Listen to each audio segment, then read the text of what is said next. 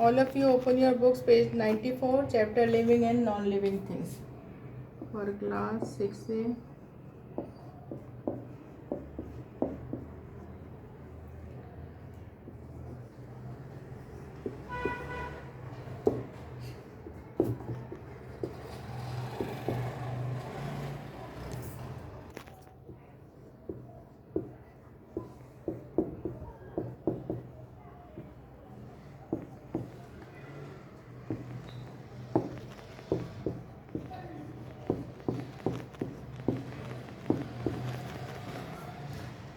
Chapter living and non-living thing. Page number. Chapter living and non-living thing. Page number 94. Also take out pencils to mark important points.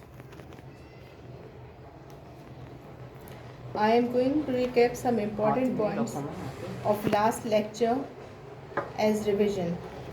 Then we will proceed. To our new topic. I explained you what is biology.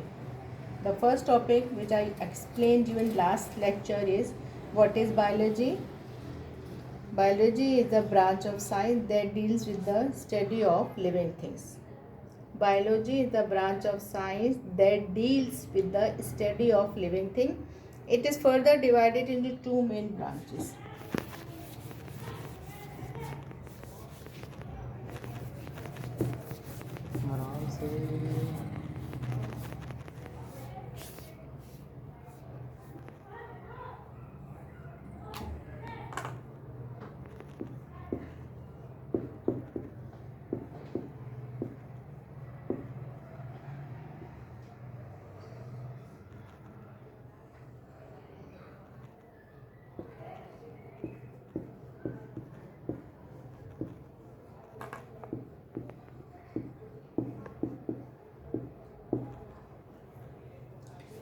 Branch of science that deals with the study of living things. Biology, it is further divided into two main branches, zoology and botany.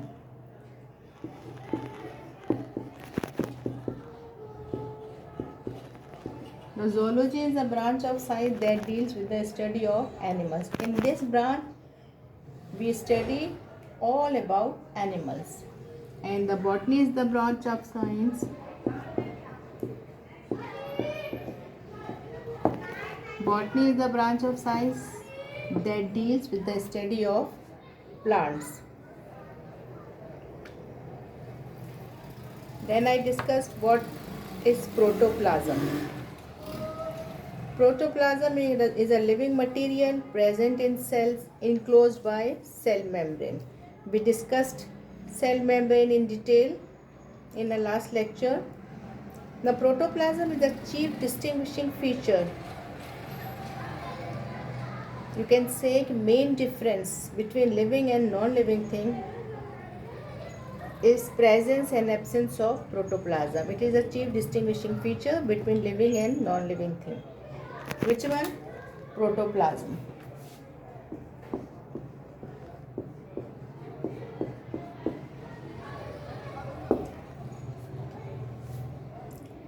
Now, apart from protoplasm, nucleus is also present.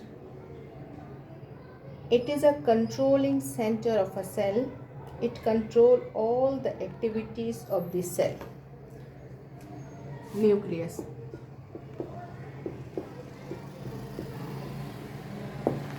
It controls all the activities of cell.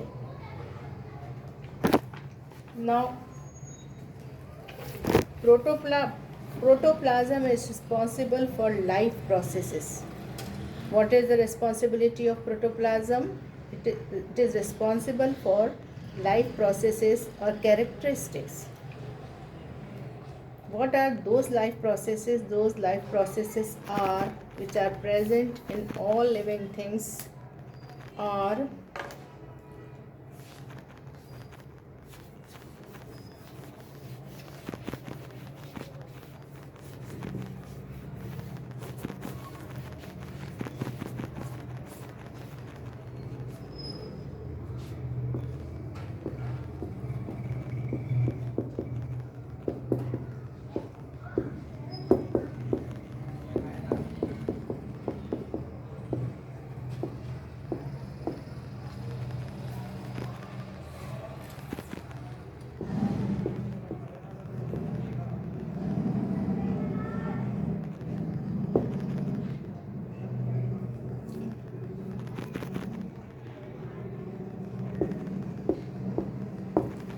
Characteristics of living organisms are: number 1, respiration,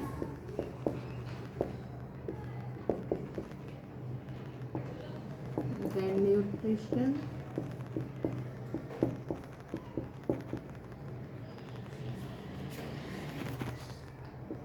number 3, growth,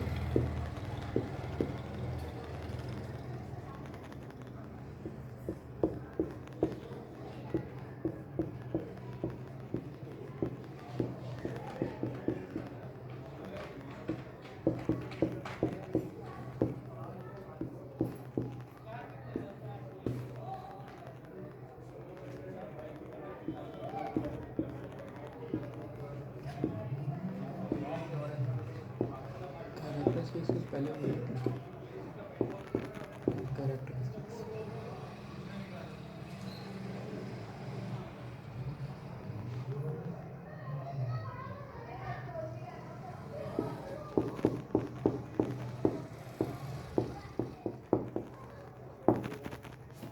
Now these are the characteristics of living organisms: respiration, nutrition, growth, reproduction, response, movement, excretion. These are the important characteristics of living organisms. In my last lecture, I explained respiration and nutrition. What we did in detail, we did respiration and nutrition. Now, what is respiration? It is a process in which living things take in oxygen. All living things take in oxygen, and in return it give out carbon dioxide and water vapors. It is a process in which living things take in oxygen and give out carbon dioxide and water vapors.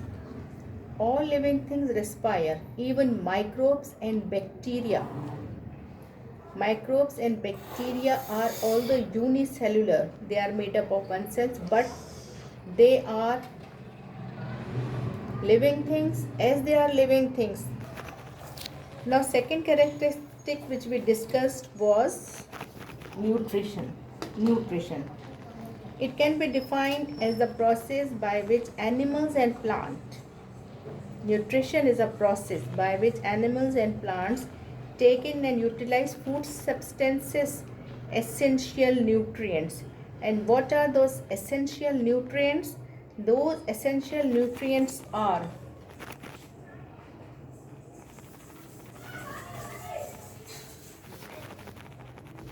nutrients which all living things need are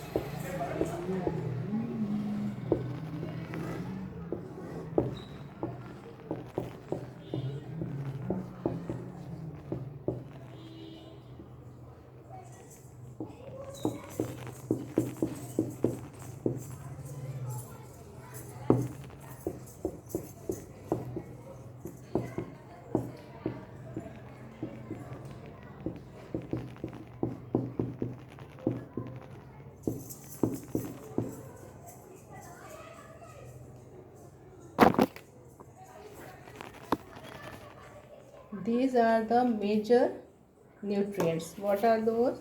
Carbohydrates, proteins, vitamin, minerals and fats. Now listen carefully. Normally 85% of our daily energy, 85% of our daily energy is from fat and carbohydrate. Fat and carbohydrate. How much energy?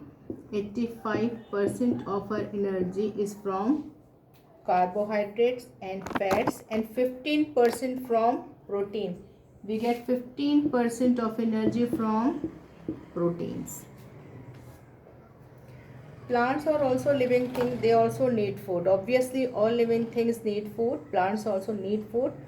They prepare food with the help of, plants prepare their food with the help of water, carbon dioxide, sunlight and chlorophyll, and the process is known